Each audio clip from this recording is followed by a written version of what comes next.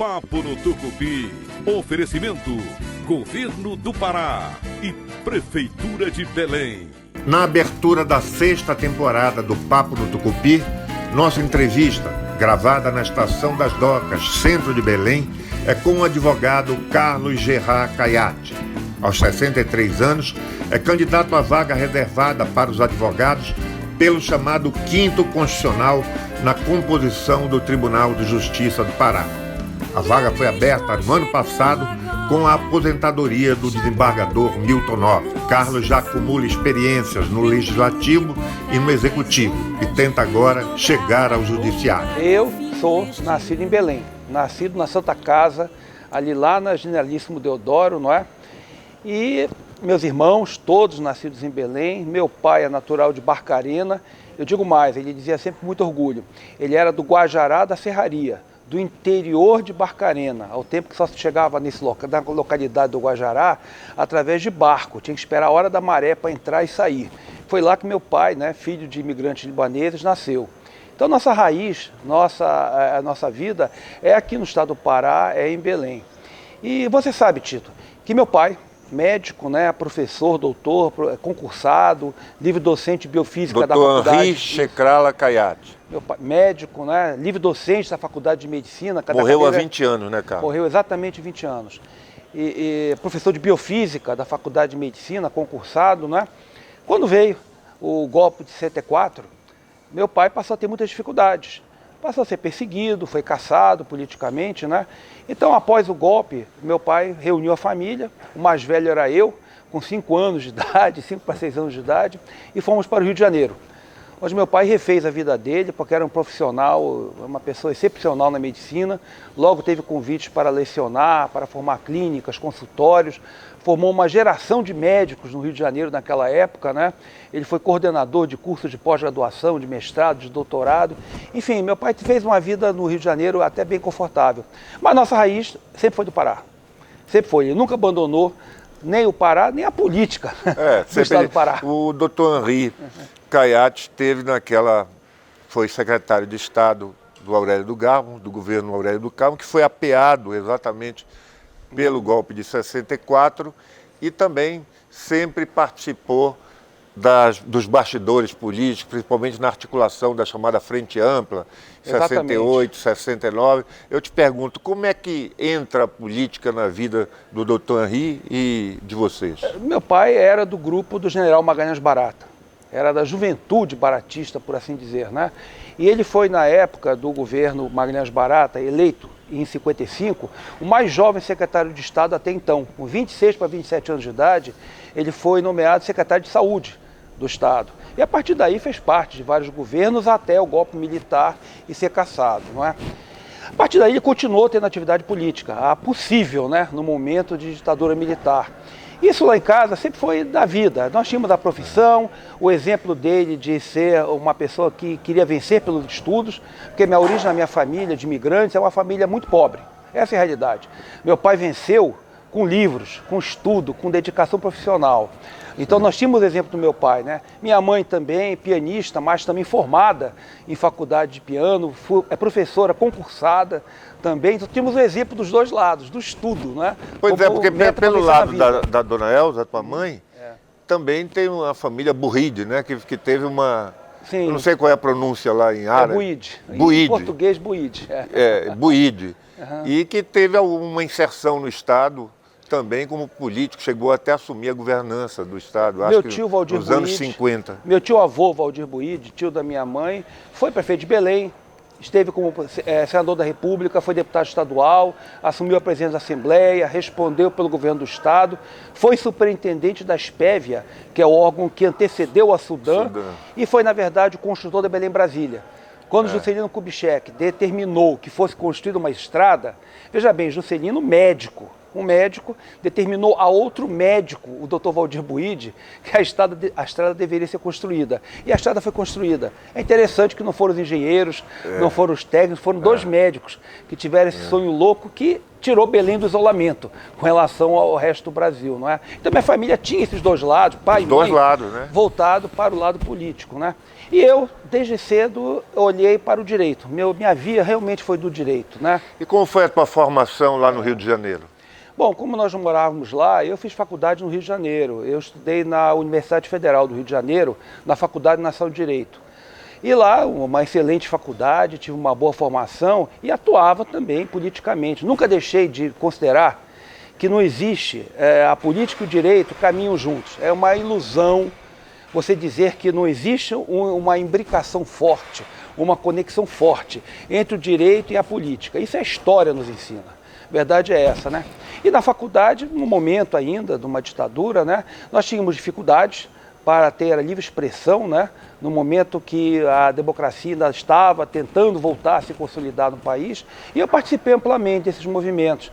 Olha, Tito, eu fui delegado da Faculdade Nacional de Direito no Congresso de Reabertura da UNE. Eu fui eleito lá pela faculdade, estive lá em Salvador. 79. Em 79, eu estive lá em Salvador como delegado da faculdade no Congresso de Reabertura da UNE. Eu fui secretário-geral e presidente do Centro Acadêmico Cândido de Oliveira, o CACO, que é um dos centros acadêmicos mais tradicionais do movimento estudantil, né, a nível nacional. Né? Participei da reabertura do ENED, do Encontro Nacional dos Estudantes de Direito. Nós que participamos da Comissão Nacional, que reabriu. Então eu tive uma participação nesse sentido, né?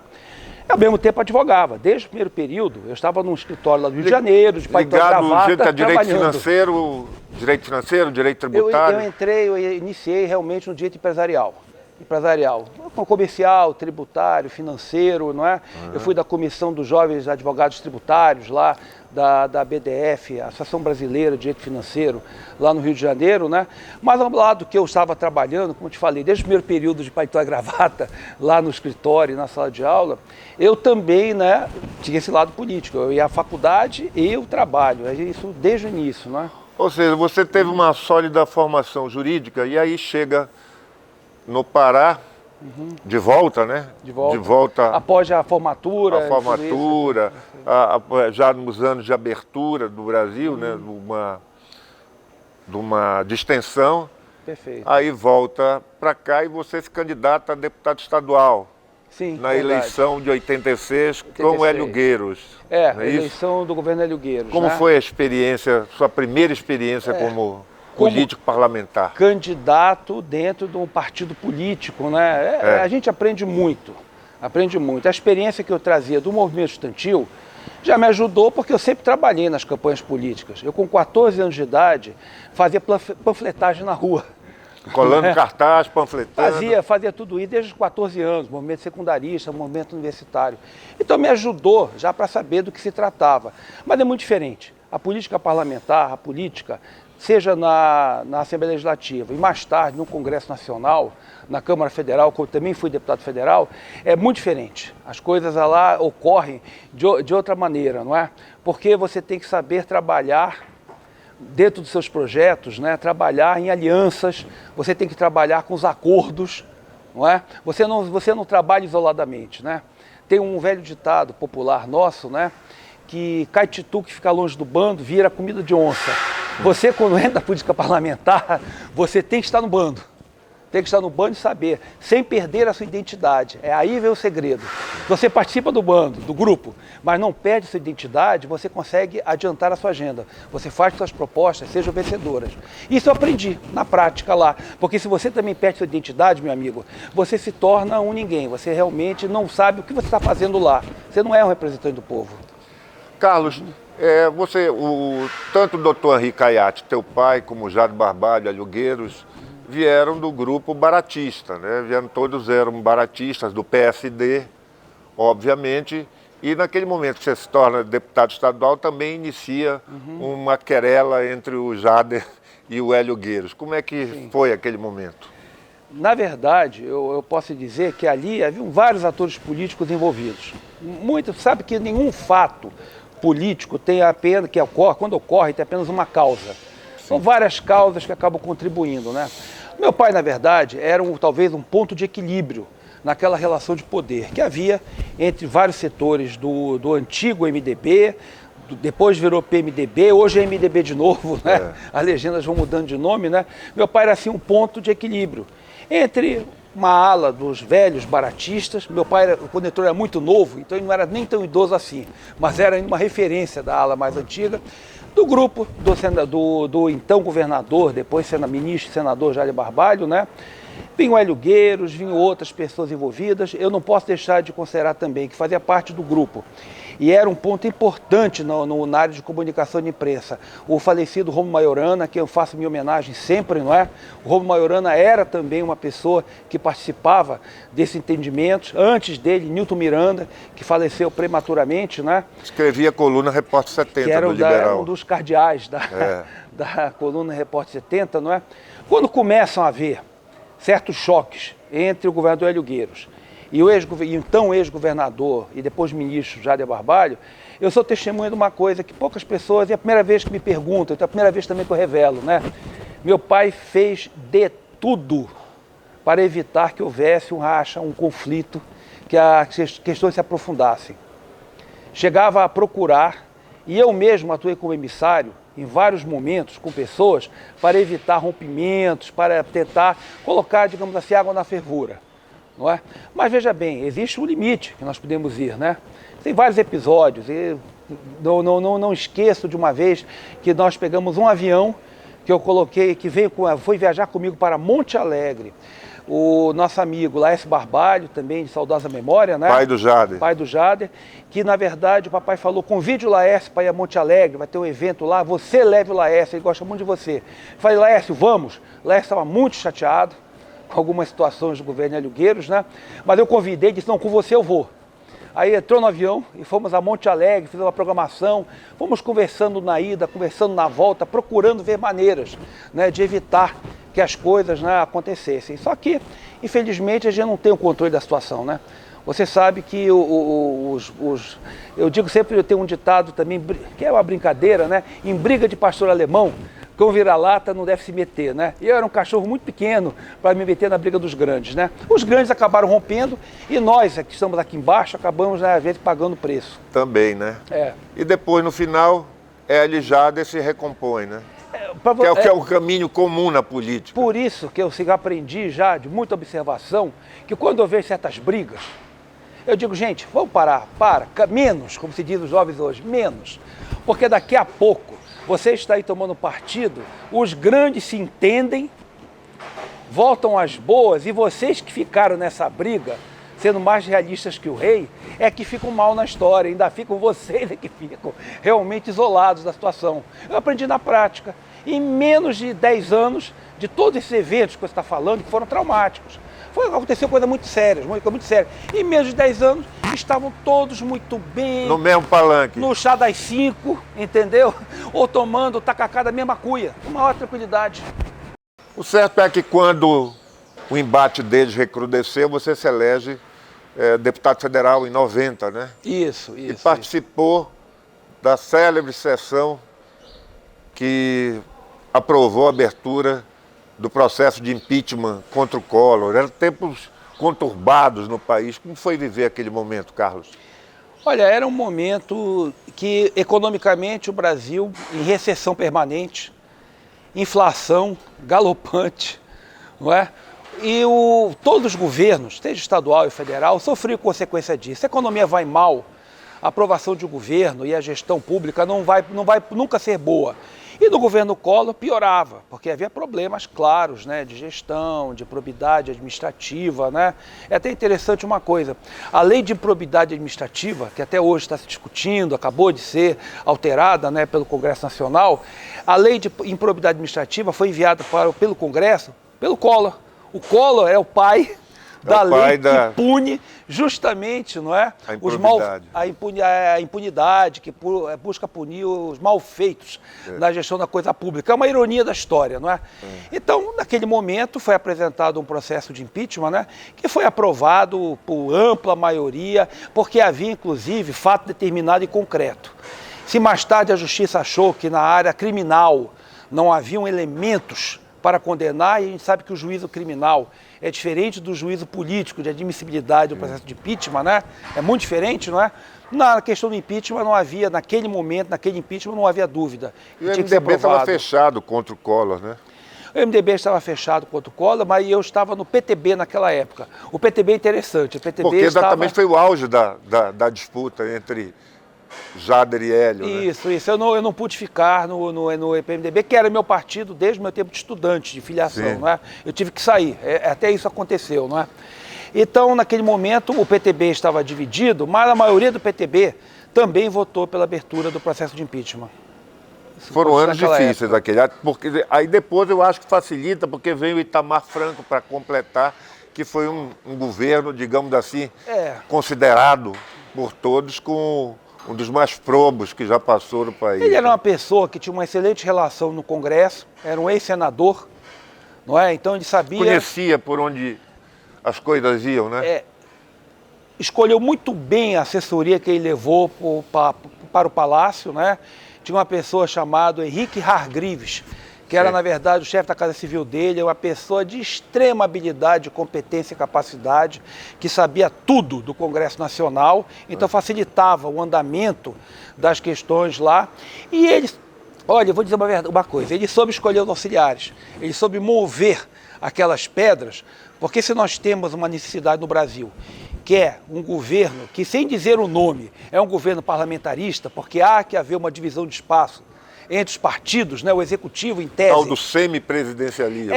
Na prática existe um semipresidencialismo no Brasil, porque você elege o poder executivo, né, ao contrário do legislativo, que todas as correntes proporcionalmente escolhem seus representantes, no executivo só um ganha a eleição, né?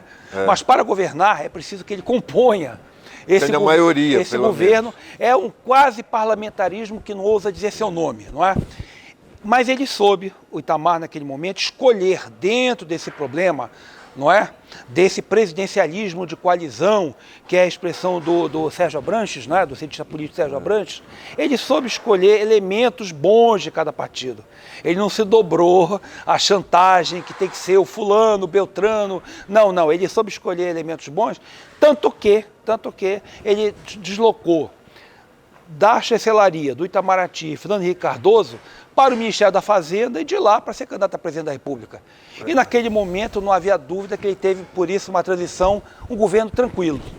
Pois é, Carlos, e nesse momento você já tinha vindo de deputado estadual, passa para deputado federal, teve uma experiência parlamentar, digamos assim, bem rica, né? Porque foi um momento do país que voltava, a redemocratização, o impeachment logo em seguida. E aí você termina o mandato em 94, e aí o que é que você vai fazer? Olha, na verdade, eu tentei continuar nessa vida política, né? Até porque eu estava como presidente do PTB naquele momento. Pelas circunstâncias, uma série de ocorrências, né, eu acabei assumindo a presidência do partido aqui.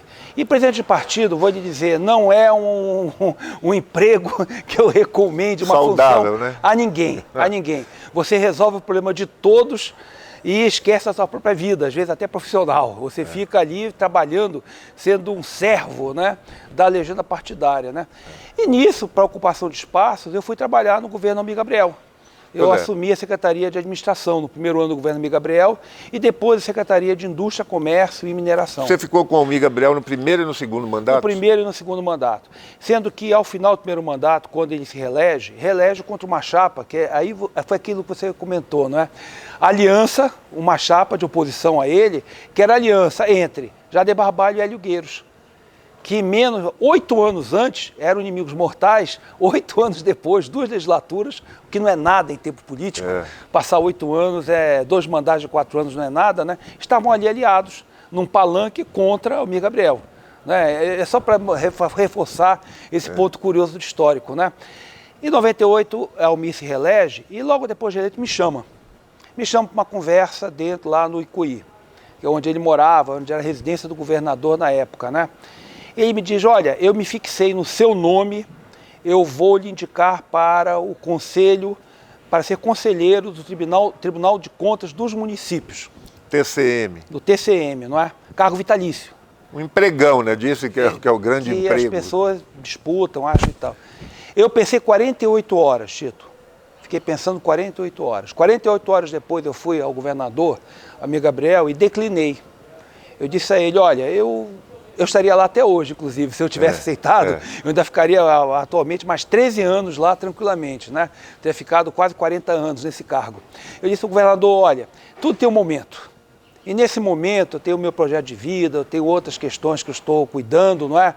Eu acho que existem companheiros que são leais ao senhor, que foram corretos com o senhor, que merecem essa chance. E declinei. Foi o único caso na história do Pará que alguém, sem ter a menor dificuldade, porque a indicação do governador era nomeação. Era uma nomeação, não é? Que declinou de um cargo que daria uma aposentadoria, inclusive, espetacular. Então, veja bem, eu nunca fui movido por esse sentimento, né, da ambição, por questão de um cargo, eu tenho a minha questão pessoal acima de tudo, não. Eu sempre trabalhei muito com uma visão de grupo e principalmente uma satisfação pessoal. Eu tenho certeza que naquele momento eu iria talvez me fossilizar, essa expressão. Eu ia encerrar minha vida, me arquivar a partir dali. E eu nunca quis isso, eu não quis. Então foi isso que aconteceu. Pouca gente hoje, alguns lembram. Outro dia eu estava com um amigo como o nosso, grande advogado, o Jorge Alex, né? E o Jorge Alex falou, Caiate, você nesse momento da tua vida, tu tem que lembrar que você não busca as coisas para ter uma vantagem pessoal, para ter uma aposentadoria confortável, porque você teve isso na mão e não quis. E eu falei, Jorge Alex, eu acho que a gente deve, né, lembrar disso agora. O que te levou a querer ir para o Poder Judiciário? Olha, é o momento. Eu acho que no momento que eu chego, nesse instante da minha vida, com a experiência, com a vivência, com a militância de advocacia, né, eu acho que eu posso ser muito bom no tribunal. Bom no sentido de ser um desembargador diferente, um desembargador que vem do quinto, um desembargador advogado. Por que eu falo o desembargador advogado? É aquele desembargador que não esquece do que passou. Já estava do outro lado. Do outro lado do balcão. E ao chegar ao tribunal vai tratar a classe, vai tratar os advogados como ele gostaria de ter sido tratado. Com respeito, com seriedade, com atenção, não é? Porque é fundamental. Olha, o quinto constitucional é uma coisa extraordinária. Eu sou favorável até, da mesma forma que o nosso amigo Milton Nobre, cuja vaga agora é a que está, né, em disputa para ocupar, ser sucessor do Milton Nobre. Seria uma honra muito grande, né? Não haveria, que defende o terço constitucional. Exatamente. Eu defendo a ideia dele que os nossos tribunais, mas para isso deveria mudar a Constituição, né? Hoje o artigo 94 da Constituição fala diferente, mas o ideal seria que os tribunais superiores fossem compostos por um terço de advogados, para realmente trazer aquela oxigenação, aquela visão diferente, a pluralidade, a diversidade, para que o embate, essa análise que se faz no segundo grau, que é um direito da cidadania, né? O recurso é um direito constitucionalmente garantido, duplo grau de jurisdição, mas que tenham pessoas que saibam a realidade. Olha, o Pará, a advocacia paraense enfrenta um estado com uma dimensão continental, com problemas de infraestrutura, com problemas de atendimento no dia a dia da advocacia. Nós temos um número de processos parados ou paralisados imensos, não é verdade? Fora a dificuldade natural do dia a dia de todos nós, né? Então temos que ter desembargadores que saibam essa realidade, que conheçam o que o processo passa para chegar na sua mão. Antigamente era uma folha de papel, hoje é tudo eletrônico, né? É no computador. Tudo digitalizado. Mas ali está a vida das pessoas, está aí os naqueles profissionais. bits passa uma vida inteira, né? É tudo. E o advogado é o representante daqueles interesses, daqueles direitos, não é? Carlos, como é que é hoje a escolha do desembargador na vaga da Ordem dos Advogados? O processo mudou, né?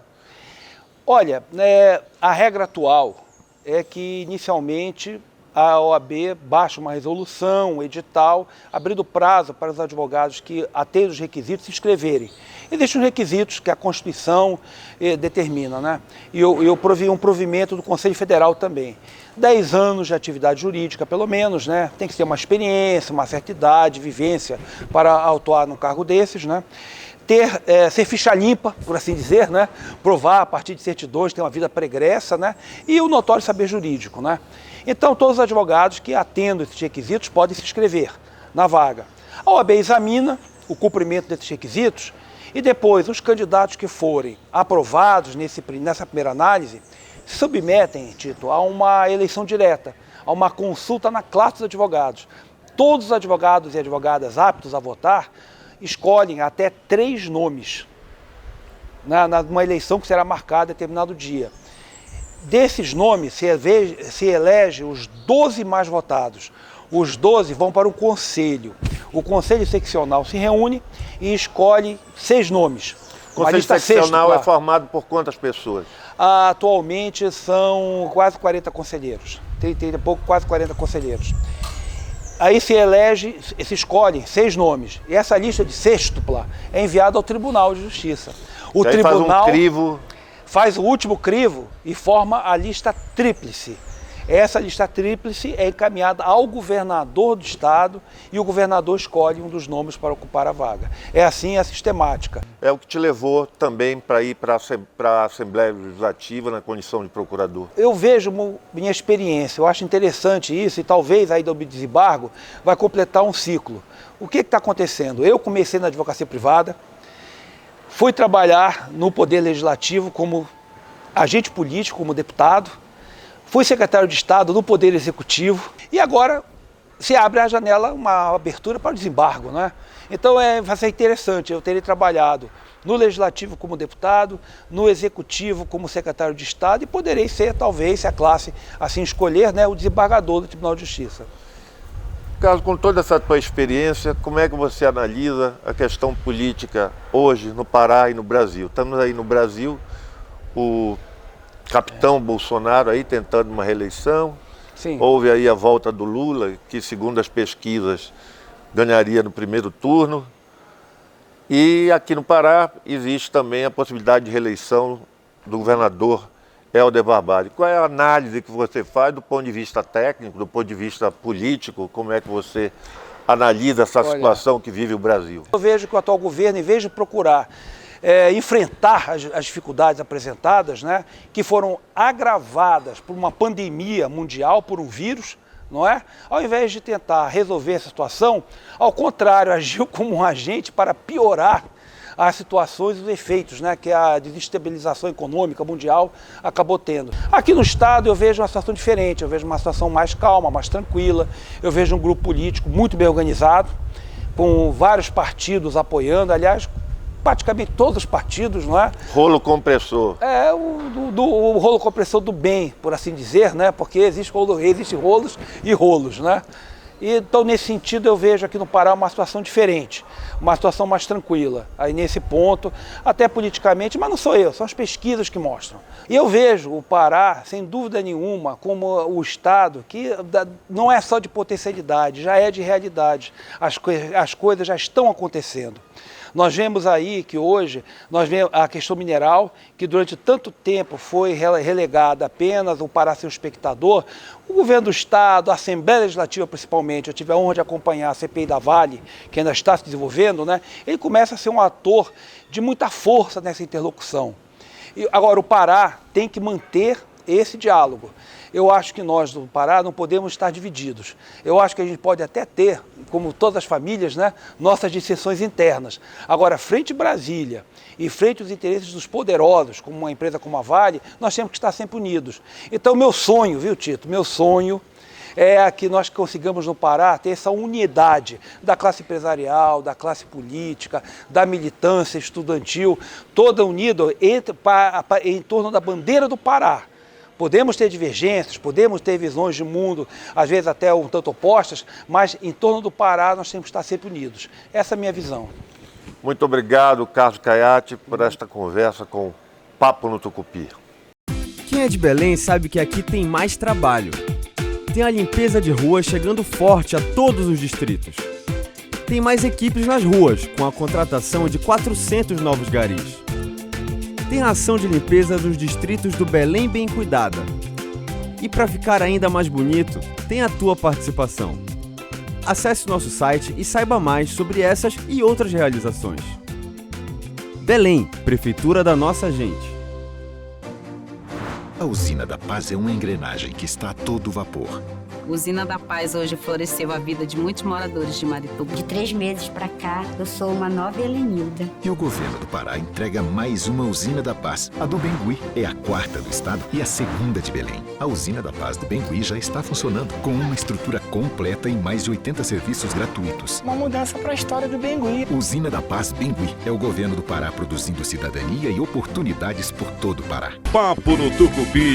Oferecimento: Governo do Pará e Prefeitura de Belém. Eu vim no pipocar das ondas, no dobrar da ponta, no fim do estirão. Belém, Belém, estou chegando agora. Chapéu molhado e grosso fumo. Eu vim no pipocar das ondas, no dobrar da ponta.